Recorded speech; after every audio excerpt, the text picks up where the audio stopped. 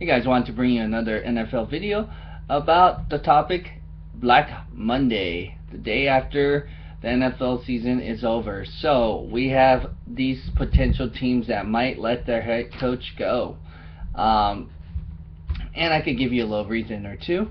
So the Giants, I think they will maybe let Tom Coughlin go, or maybe he is going to be forced to retire or quit. So some nice gesture or nice way, because he has won 2 Super Bowls.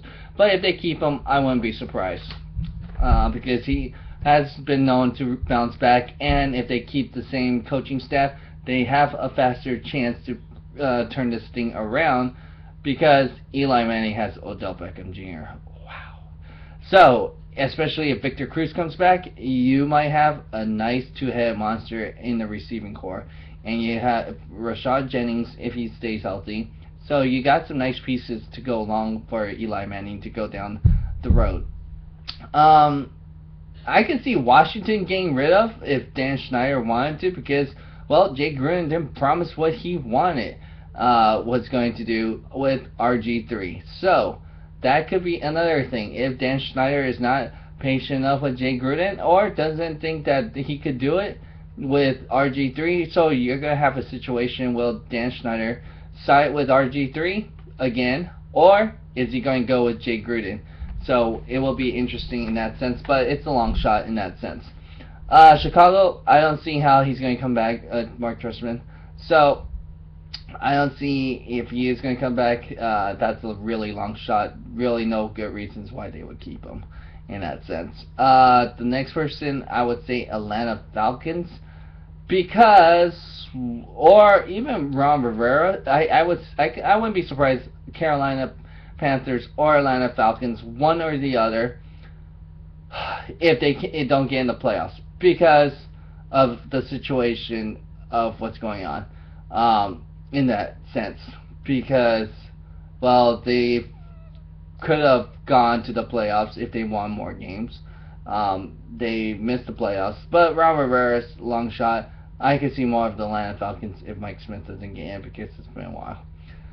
Tampa Bay, I can't see them going, even though they got the #1 pick, but that gives Lovie Smith an opportunity to really build with Mariota. So we'll see if that's going to be the regime, but I don't see why they would let him go after 1 season. Next one, I would say San Francisco 49ers. It's been documented. Front office doesn't get, and owner doesn't get along with Jim Harbaugh at this time.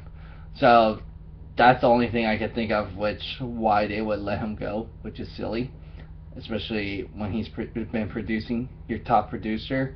You gotta keep them, but that's another topic, and you could see other videos on that we did on the top 5 series on why we thought this season was failure, because, and the top 5 reasons, or top 5 people you could blame on. Next person on the line, I would say, is the New York Jets. There's been indication already that he's going to be let go. Rex Ryan is already cleaning out his office and does not expect to come back. So that's the other thing. AFC North, all of them are safe. AFC South, who we got down, we had actually 2 contenders, Jacksonville and Tennessee, because of their record and finish. So that's who we got, but Jacksonville has Blake Bortles and in his first year, so they could give him an opportunity. Tennessee, they've been wavering on quarterbacks, so I think it could be a time for a change in that sense. And the last but not least, Oakland Raiders, Tony Soprano, I don't see him coming back in that sense.